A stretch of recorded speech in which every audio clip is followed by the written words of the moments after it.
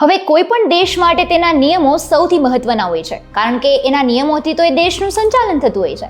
પણ આજે હું તમને જે નિયમો સંભળાવવા માટે જઈ રહી છું, એ નિયમો સાંભળતા તમને પણ એમ થશે કે આટલા વિચિત્ર નિયમો, આવા તે નિયમો હોતા હશે? તો ચાલો પકડીએ ટ્રેન અને સફર કરીએ આવા દેશોના નિયમોની. હાય, હું છું આકાંક્ષા ગોંડલિયા અને તમે જોઈ રહ્યા છો નોલેજ એક્સપ્રેસ.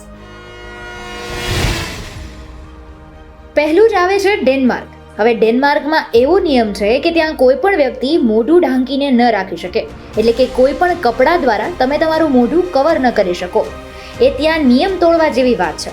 જાહેર સુરક્ષાને ધ્યાનમાં રાખીને દેશની સાંસદે 2018માં કાયદાને મંજૂરી આપી હતી. હવે ડેનમાર્કમાં ચહેરા ઢાંકવા પર પ્રતિબંધ મૂકતા અન્ય યુરોપિયન દેશો પણ આમાં જોડાયા હતા અને આ નિયમને મંજૂરી મળી હતી. હવે બીજો વારો આવે છે શ્રીલંકાનો, જેમાં શ્રીલંકામાં ધાર્મિકતા અંગેનો આ નિયમ જોવા મળે. હવે શ્રીલંકામાં ભગવાન બુદ્ધની મૂર્તિઓ તરફ તમે તમારી પીઠ રાખીને સેલ્ફી લેશો તો તે અપમાનજનક માનવામાં આવશે.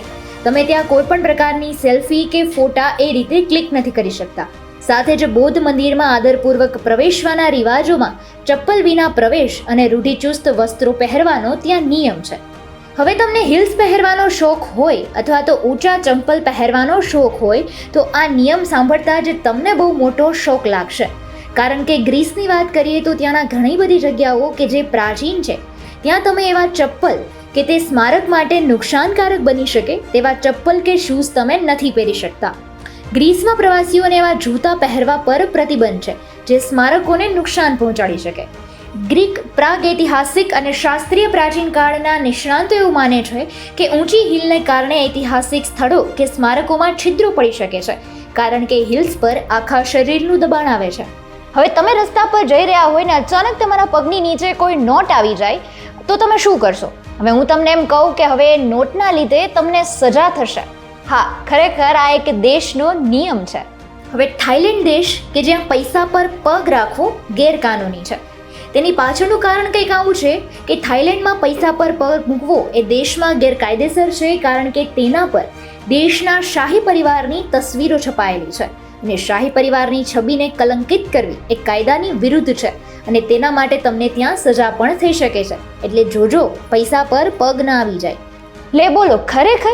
હવે આ દેશમાં 10 વાગ્યા પછી તમે ટોયલેટમાં જો ફ્લશ કરશો અથવા તો 10 વાગ્યા પછી જો તમે નહાવા માટે જશો તો તમને સજા થશે. હે ભગવાન! આવા નિયમને ઘડનાર દેશ છે સ્વિટ્ઝરલેન્ડ. હવે સ્વિટ્ઝરલેન્ડની ગણતરી શાંત દેશોમાંથી કરવામાં આવે છે. તેની પાછળ કંઈક આવા નિયમો જવાબદાર હોઈ શકે. ત્યાંના નિયમ પ્રમાણે ધ્વનિ પ્રદૂષણ અટકાવવા તમે ત્યાં રાતના 10 વાગ્યા પછી ટોયલેટમાં ફ્લશ નથી કરી શકતા કે નાહવા નથી જઈ શકતા. તે ગુનો ગણાય છે અને તેના પર સજા પણ થઈ શકે છે. મજાની વાત તો એ છે કે આ નિયમ સરકારે નહીં પણ ત્યાંના સ્થાનિક લોકોએ બનાવ્યો છે અને એ બધા ચુસ્તપણે આ નિયમનું પાલન પણ કરે છે. આજના વિષયમાં તમને કયો નિયમ સૌથી વિચિત્ર લાગ્યો એ કમેન્ટમાં જણાવજો. આજના અતરંગી વિષયમાં બસ આટલું. ફરી મળીશું આવા અવનવા વિષયો સાથે. એ પહેલા વોઇસ ઓફ ડેના પેજને લાઇક, શેર અને સબસ્ક્રાઇબ કરવાનું ન ભૂલતા. નમસ્કાર.